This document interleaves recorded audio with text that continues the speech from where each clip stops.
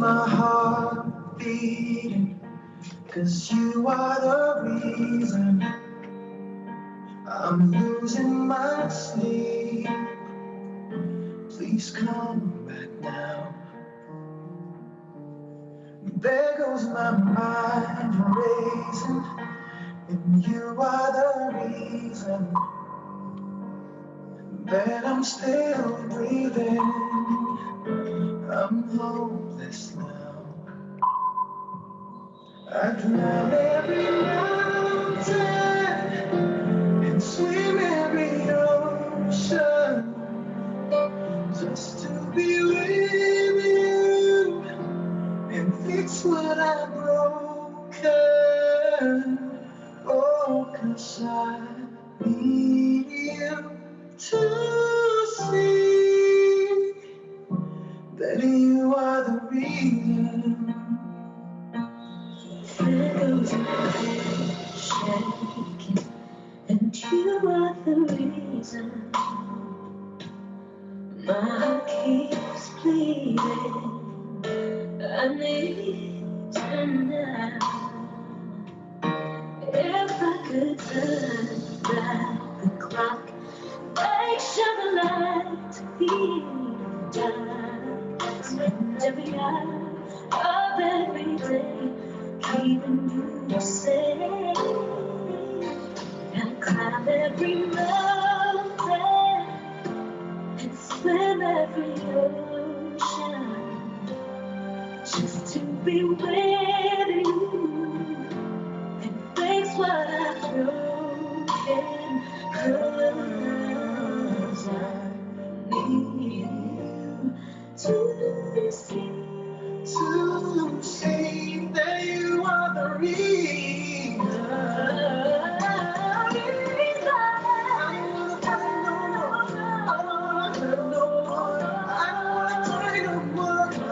I need you to hold me. Open now, just a little softer now, just a little softer. I need you to hold me tonight.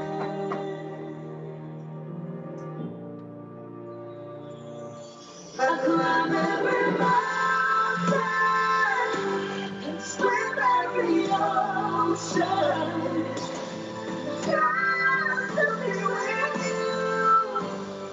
That's what I'm broken for. I need you to see you are the reason.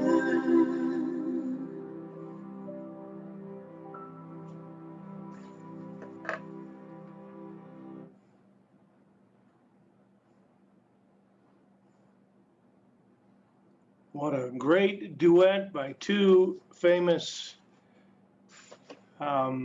Filipino singers.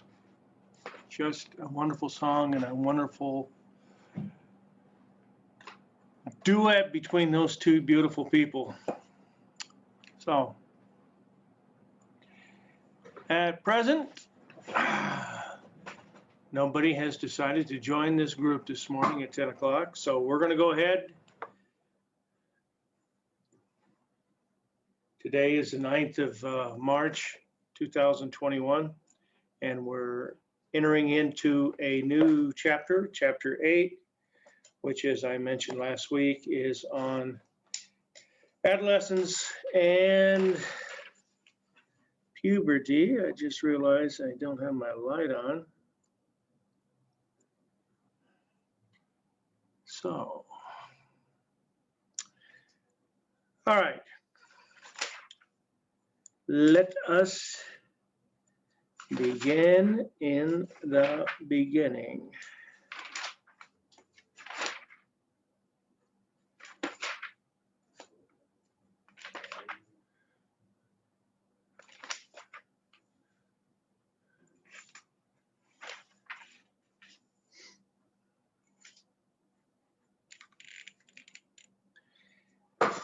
Well, this author always starts off with a little vignette in the very beginning, and she's talking about what apparently is a true story between fraternal twins, a boy and a girl, and kind of the way their lifestyle hit in a different direction. Again, this just emphasizes what we understand as the biopsychosocial influences of development upon our physical development as well as our mental personality development, relationship development, all those aspects of development that we have studied so far, self-concept, motivation, all defined and explained by biopsychosocial, if you know what you're talking about. So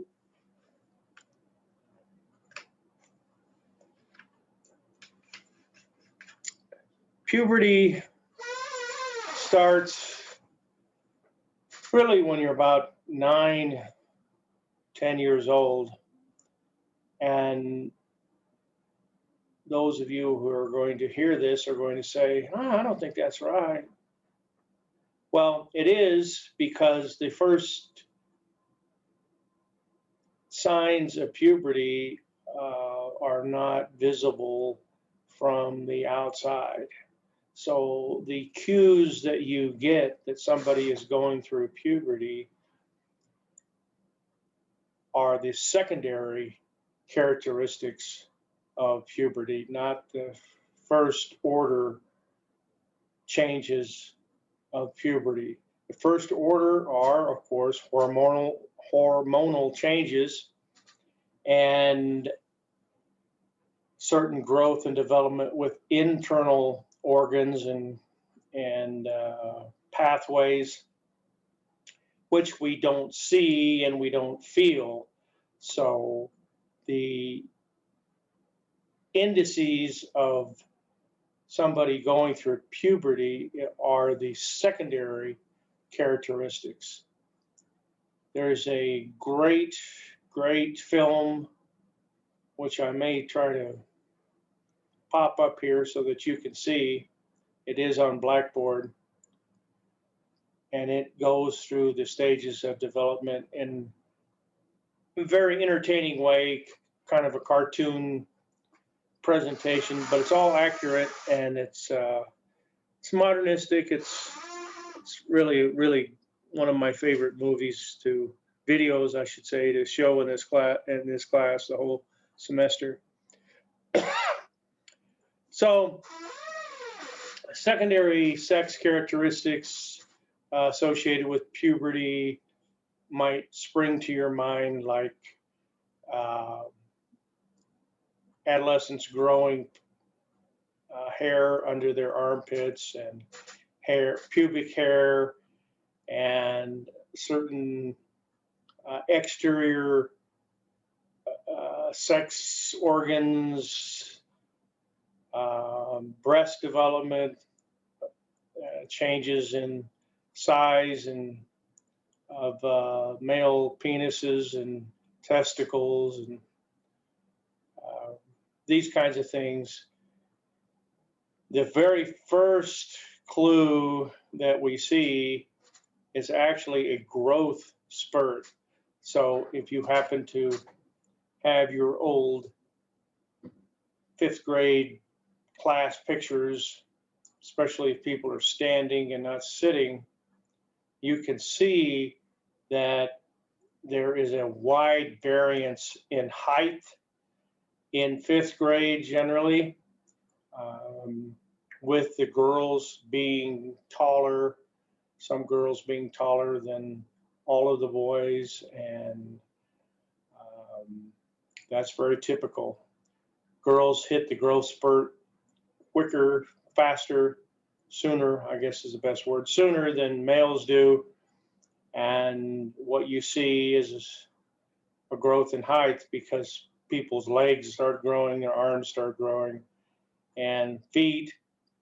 If none of you are parents old enough to have children of that age, but you can go through pairs of shoes 3 or 4 times in a year because their shoes don't fit them anymore because their feet are growing so fast. Now, there's a section here called the declining age of puberty, meaning the onset of puberty is occurring at younger and younger ages. And there's a little graph. I can't tell you what page it is on the digital copy, but it's on page 227 of the book. That is not going to match up with the digital copy of the book because there's a whole lot more pages. But regardless, it's figure 8.1, the very first figure in the 8th chapter. And it is a graph of a couple of countries: Finland, Sweden, Norway, Italy, North, UK, South, and USA. And it shows that, let's take a number like 1900s, which of course is 120 years ago. It looks as though most adolescents were hitting, well, this is for women, obviously, because it's talking about menarche, which is the onset of menstruation. For males, it's called spermarche. Nobody ever uses that word, but kind of rhymes with menarche. Probably heard the word menarche, but probably few of you have heard the term spermarche. But they both signal the onset of or completion of puberty. So in menarche, of course, the female eggs are being expelled from the ovaries into the uterus, and then this causes all sorts of a hormonal response, ending up with the lining of the uterus swelling up in anticipation of pregnancy. And hopefully that doesn't happen. And when it doesn't happen, then all of that swelled lining of the endometrium is sloughed off into what we now know is a period. And that will happen with girls until they stop menstruating in menopause time. So the process of spermarche, of course, is just getting to a time where the body has developed the testicles and the testes. Inside the testes are all of the components which add up to the producers of sperm. And once you can produce sperm, which is spermarche, then you are considered completing your puberty. So this graph is kind of old. It drops off at about, I'd say maybe 1965. But in 1900, it was up almost to 14. Some of it was over 14. The light blue, which I guess is UK. Kind of hard to see these blues, especially in this lower light.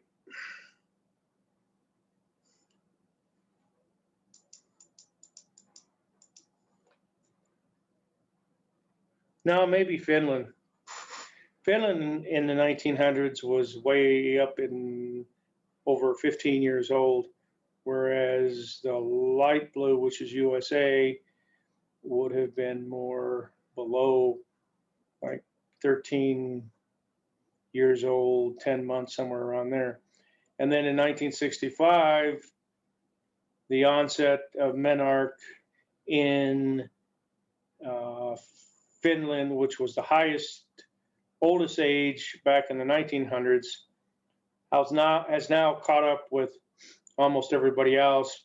It's a little over 13 years of age, whereas the purple line, which is Italy, is about 12, a little over 12 and a half years old.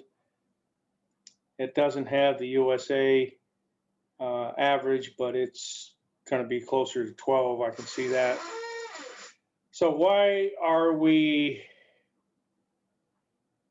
coming to age in ability to produce our sex cells, whether they're sperm or egg cells? Of course, egg cells, it's kind of a misnomer because egg cells you have from upon birth, but you don't expel them. So we'll say when egg cells start being expelled from the ovaries and sperm production is on demand. It, the book says it's constantly being produced,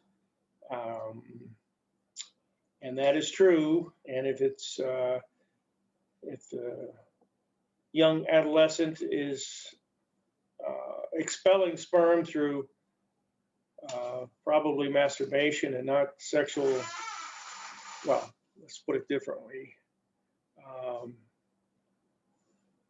Sex that doesn't involve a member, then those sperm are just reproduced.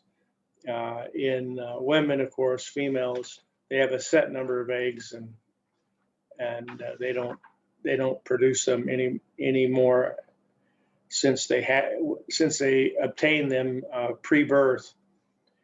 So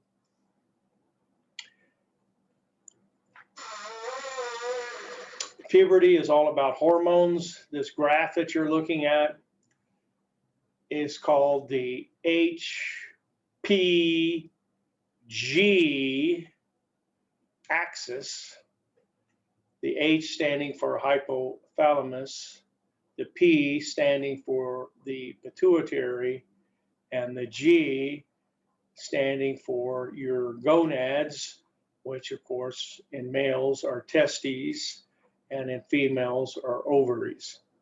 So if you look at that graph, this whole process starts in the brain by triggering the hypothalamus.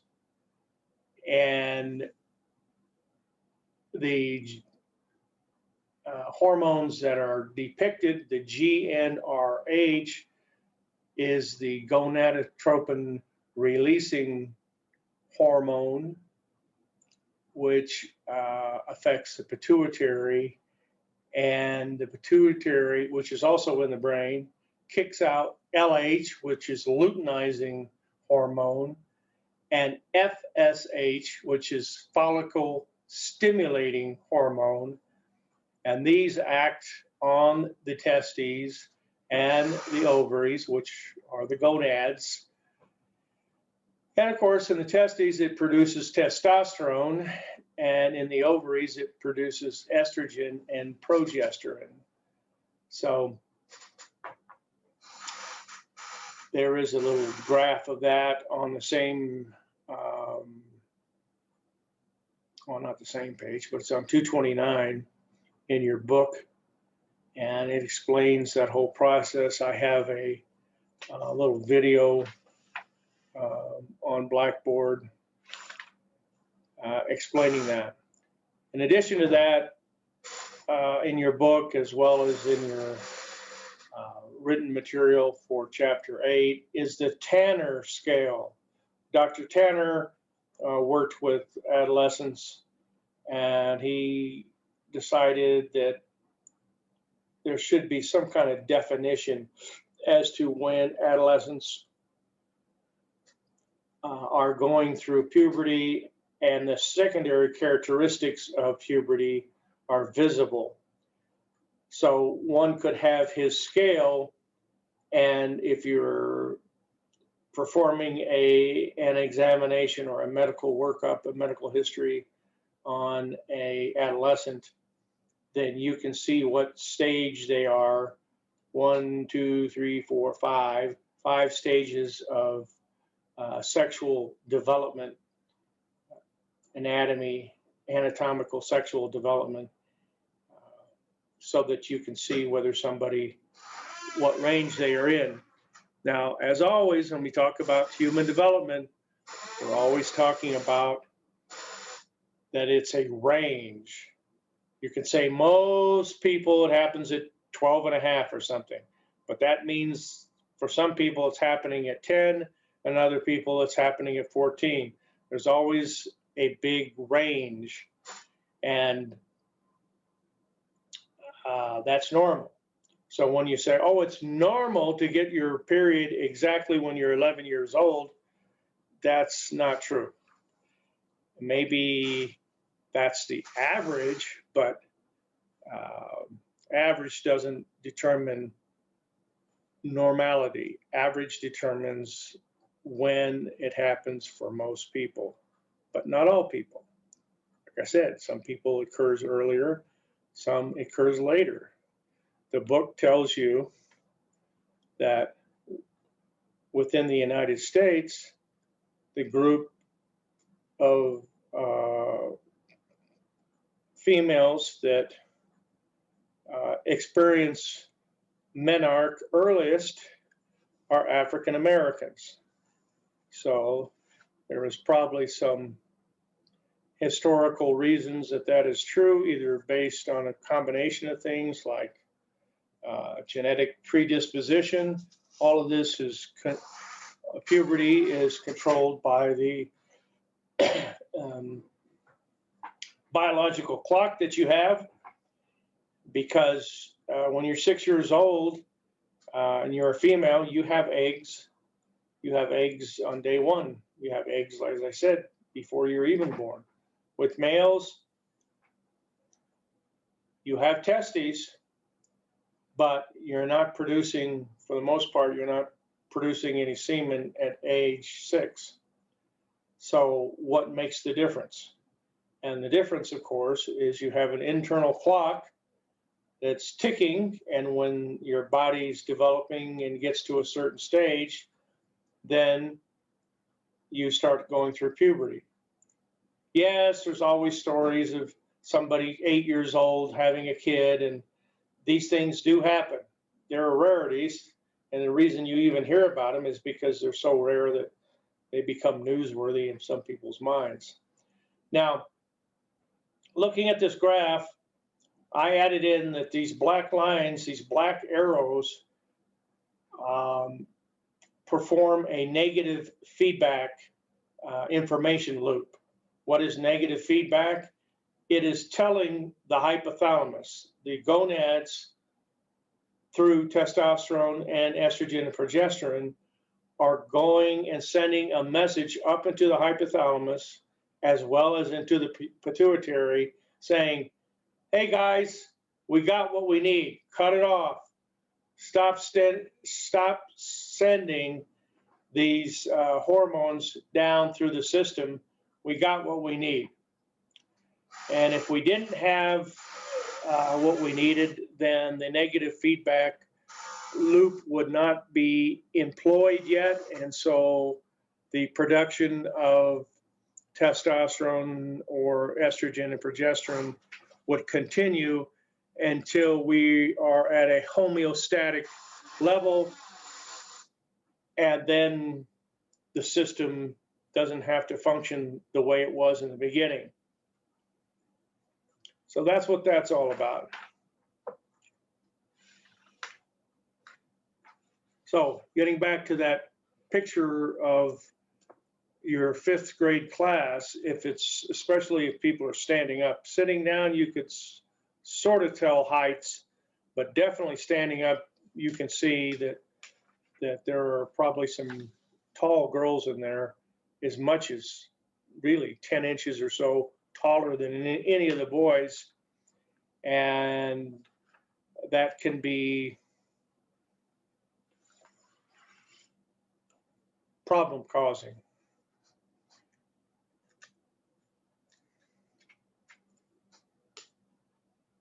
Here's a heading called Maturing Early can be a problem for girls. I have a tendency of trying to bring in personal experiences from my life to illustrate some of the concepts that we talk about during the semester. Now, this maturing early had as being a problem for girls, has had a tremendous impact in my life. How is that? Well, when I was in 7th grade, which means I was 13 years old, so puberty was already kicked in, and pubic hair was present, and enlarged testicles and penis were happening. Well, there was a girl in my class who, and I am not exaggerating when I say this, who had breasts like Dolly Parton, and she was 13 years old. She was a farm girl, not particularly attractive in my opinion.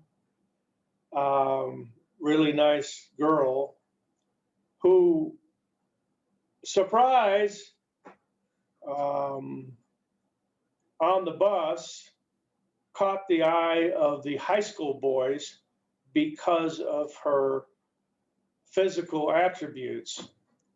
And she ended up dating a boy in high school, where most of us in 7th grade weren't even thinking about dating, and certainly weren't doing it. And of course, this dating relationship ended up being a sexual relationship. So you have a 13-year-old girl having sex with a 17, 18-year-old boy. And although that's only 5 years difference, well, 5 years are pretty important when you're 13 and somebody else is 18. In fact, it's so important that in every state that I'm aware of, you could be prosecuted for having consensual sexual intercourse with a well, we would call it a child. We wouldn't even call it a woman. We'd call it a child. We'd call her a child to somebody that was 13 years of age. And although she probably in the beginning thought it was kind of special for her to have this kind of relationship and have some older young man take an interest in her, it caught up with her pretty fast, and the emotional part of what she was doing really messed her up. And she didn't feel like she had anybody to talk to. So why she picked me to talk to, I don't know. But she did. Maybe she perceived me as being a good listener and not somebody that was going to hit on her. And so I did listen to what she had to say, and I didn't hit on her. And we sort of had a close relationship, friendship. But that is when I decided I was going to go into psychology. That's what it was influential on me, because I made a decision to become a psychologist when I was in 7th grade. And I didn't particularly want to work with adults. I wanted to work with children. And since I did not have a happy childhood, I was going to be a crusader on the behalf of other children who were mistreated and unhappy in their lives. So that's what I did for the, I don't know, about 10 years after I graduated. And then I changed career fields. So that can be a big decision-making time for kids when they're in that early adolescent age and making comparisons and decisions. We just had a chapter, last chapter, up to age 12. And of course, the job of adolescence is to learn more about yourself, get involved in relationships, and start thinking about what you might want to do when you graduate from high school. There is a big section on body image issues in this chapter. Again, when you start comparing yourself, doing a realistic assessment of who you are and where you stand compared to your peers. We talked about that intellectually last semester, but we also have to think that, especially since we're now talking about secondary sex characteristics, girls, like I say, generally tend to blossom quicker, show secondary sex characteristics quicker than boys. And with boys, it's their gonads getting bigger. Well, for the most part, nobody sees those. But with a girl, nobody sees their gonads either, but they do see breast development because it's near impossible to hide. And if you're sort of built like my friend who I was talking about, it is impossible to hide because of the size. But even if the size was not that big, people know when somebody is going through adolescence and can speculate what level of the Tanner scale they are based on their development of their breast. Of course, some cultures have bigger breast as a group than others, but just breast development in general can generally not be hidden from the observation of others, where boys can be. The real cue, of course, is the growth spurt, but nobody really focuses on that. They more focus on things like breast size or voice breaking that tells somebody that somebody's going through puberty. So those things are not capable of being hidden. I know I mentioned how difficult it is to teach children in middle school, which is defined differently. In the middle school that I went to was called a junior high, not a senior high, but a junior high was 7th, 8th, and 9th grade. Some schools here in Texas, the middle school is 6, 7, and 8, and high school is freshman, 9th grade, 10th grade, 11, 12. So, but regardless, that middle school age between 12 or 13 up to 16 or so is a time of big changes with all this sexuality coming out. Maybe your preference, your sexual preference is developing, and you're also looking at yourself and comparing and contrasting yourself to other peers that are your same age. So it's a tough time. That's why teaching is one of the reasons that teaching children of that age is really difficult, very demanding. Okay, the next section is talking about sexual desire and sexual experiences. Now, there is a big change in that, which this book doesn't really talk about too much. I'm looking at a graph here that talks about U.S. teens who have had intercourse at different ages. And this is from the Guttmacher Institute, which is a big famous group that studies children and certainly sexuality in adolescence, and they generally have some really, really good information. Unfortunately for us, this data is from 2014. And you'd say, well, you know, whatever, that's only 6, 7 years old now. Well, that's still a big difference as far as intercourse and who's having intercourse. Intercourse is actually becoming less common with you millennials. Less of romantic love relationships and less sex going on with people that are your age in this millennial age group.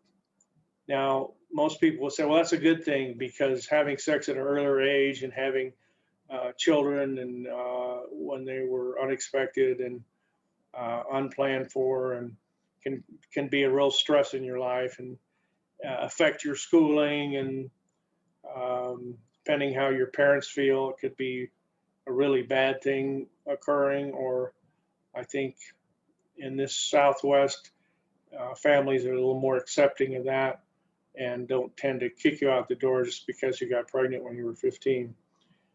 So this graph shows the percentage of adolescents who have had sex by each age.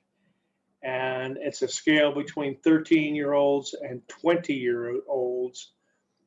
And as time goes on with age, the numbers of females and males having sex, of course, is tremendously on the uprise, from 13, very few having it, till 20, where maybe 75% had it. Well, that may have been true in 2014, but I think I was thinking about dragging down the statistics for this morning's lecture. Maybe I'll have it for Thursdays. I don't think it's going to reflect that. Everything I know and everything I've read is that sexual intercourse is becoming less and less common among people your age, because people are making choices not to participate in that until later, which is fairly amazing compared to my age and probably your parents' age. Even if you have an older brother or sister who's 35 or something, they are probably having a lot different life, or had a different life than you did, or that you're having right now. So a lot of common sense things here. Having an older boyfriend or girlfriend, no surprise, raises the chances of a child becoming sexually active, as in the case I was talking about. Then there's this statement: teens who report watching a heavy diet of programs with sexually oriented talk, especially in mixed gender groups, were twice as likely to have intercourse in the next year as the children who did not watch such shows.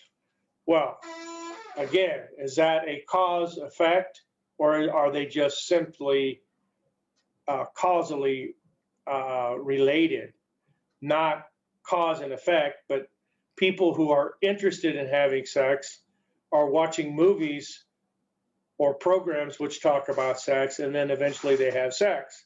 So it's not so much that watching the videos and the programs that led them to have sex.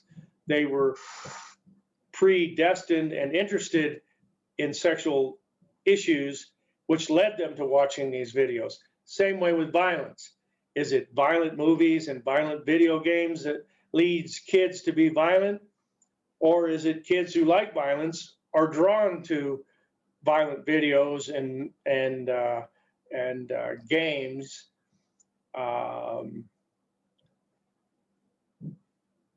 Some people think in the child psychology field that the social psychology, the Bobo the Clown, Albert Bandura folks thinks that seeing activities that you hadn't thought about or you hadn't seen before leads to you practicing those activities in real life. I suppose there's some truth to that. but there's probably also some people who watch a video or hear about something and it turns them off and makes them more resilient against giving in to sexual impulses. So I don't think anybody can competently say that watching movies and seeing sexual depictions is going to drive people to have sex earlier. You know, some countries, I always pick on Germany, because in Germany you can turn on the TV and somebody's doing the news completely naked. It's like, what? Why would somebody be giving the news in the nude? They do. Other countries, and Germany is a good example, but other countries, they have pornography readily available to anybody that wants to pick it up at the 7-Eleven. Here, the US, you know, they have these soft porn magazines, Penthouse, Playboy, Hustler. They may have them at the 7-Eleven, but they're usually up on a higher display, and sometimes they have cardboard in front of them, so you can't see the covers of the magazines, because they don't want to display all that stuff to anybody who's walking through. Other countries, they don't care. And in those countries, you don't see a negative effect. After all, the US is #1 when it comes to early sexual intercourse, when it comes to pregnancies, when it comes to abortion. US is #1 in all those categories. And we try to control that more than other countries do. Now, it is true that our advertising is really, really oriented towards sexuality, which if you took a intro class, introduction to psychology class, you would have learned some information about that. All you have to do is look at our advertisements in magazines and advertisements for alcohol and cigarettes. Always are driven towards sexual activities, sexual innuendos, sometimes subliminal messaging, which you probably heard about in Introduction to Psychology as well. So Belsky mentions that a bidirectional influence is probably in operation with teenagers. If a teenager is already what I call predisposed, interested in sex, that boy or girl will gravitate towards media that fits their passion. Now, with the internet, with 3 clicks, you can see graphic pornography in seconds. And as long as you're on an internet that's not controlled by somebody, your parents or the school or something, it's readily available to you like it never had ever. Those images and actions had never been visible to children, adolescents in the past, where now it's readily available. Who are teens having intercourse with? Of the teens who admitted to a non-romantic sexual encounter, 3 out of 4 reported that their partner was a person that they knew well. So it's not like they're having random one-night stands, pickup as an adolescent, but it's more with people they know or somebody they are in a relationship with. We would be remissful if we didn't talk about the double standard that's unfortunately still exists, that boys who sleep around and have a lot of sexual partners are kind of hailed as heroes, the king of sex and the stud. But yet if girls do that, then they are labeled in negative terms as sluts and whores and not worthy of your attention and degraded, where the male are looked at as virile and desirous because they've had all this sexual experiences. Really sad situation. I think maybe it's a little bit better with millennials because so many of you are not having sex, so it's just not something you get into as far as a conversation. And a lot of that pressure on males to have sex is coming from other males. It's coming from the peer group.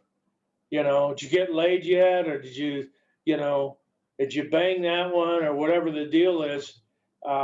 If modern day millennial males are not talking that way, then that would lower the pressure on males who decided they just weren't going to go down there, not going to go down that road. And then she wraps up saying most sexual encounters come from people who think that they're in love and at least have a loving relationship for somebody. She ends the chapter with talking a little bit about sex education and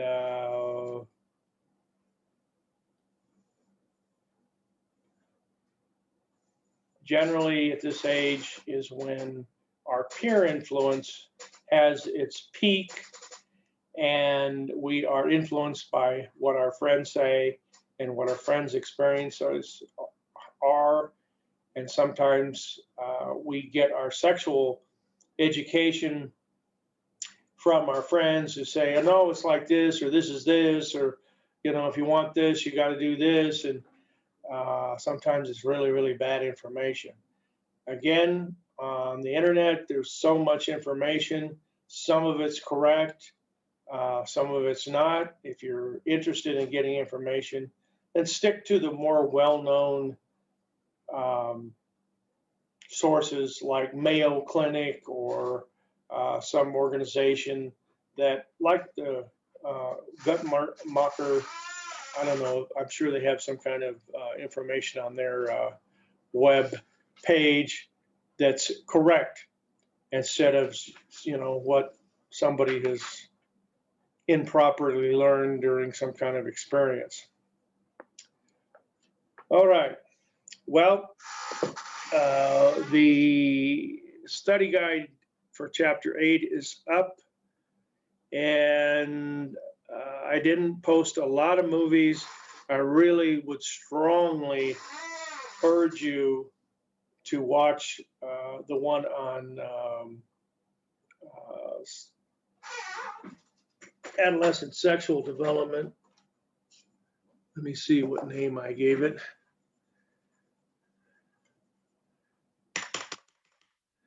And get this computer to wake up here.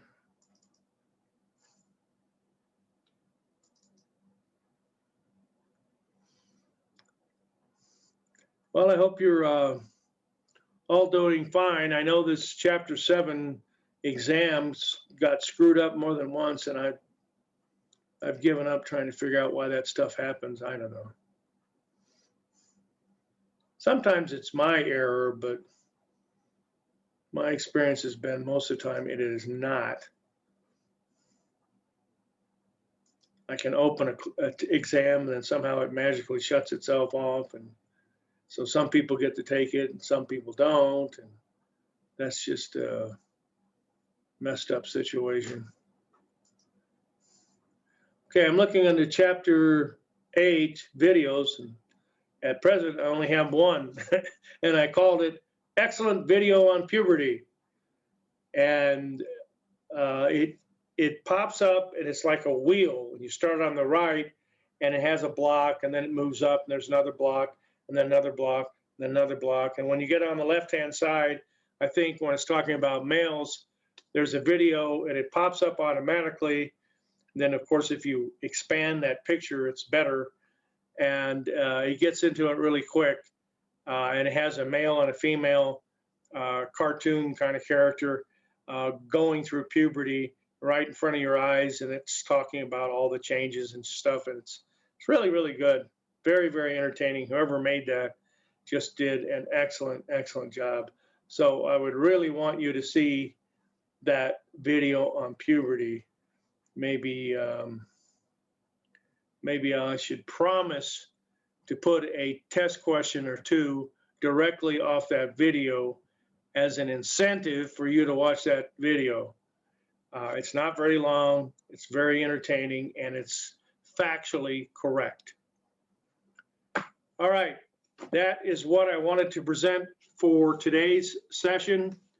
If you have any questions or concerns, please email me. I think most of you are getting comfortable doing that, especially when the Blackboard, there's an issue with that and something won't open, or Blackboard tells you it's not there when it is, and those kinds of things. Again, if you're missing tests, you need to make it up. Spring break is coming around the corner. Let's get this everybody caught up with all their backlog of cases of exams before spring breaks hit, because I can't have you making up tests throughout the semester, and then some people last week of class are wanting to make up exams that they've had the whole semester to make up. Most faculty don't even let you make up exams. So I'm trying to be kind and gentler and nicer, especially since we're online, but I do it when we're in face-to-face as well.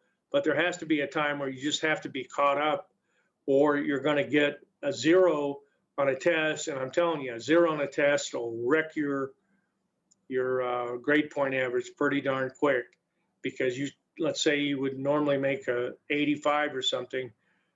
You take those 85 points and spread it around on your other test, that could really make a positive difference if you had those 85 points. And if you don't, it'll have a negative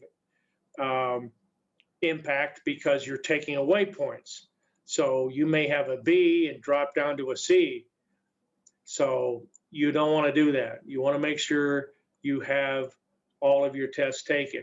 Now, I think we've done one writing example. We will for sure do at least one more. If you do both those writing examples and you comply with what I've asked you to do, then I will drop the lowest grade, and that will help. But some of you are missing more than one test, so you don't want to be in that situation.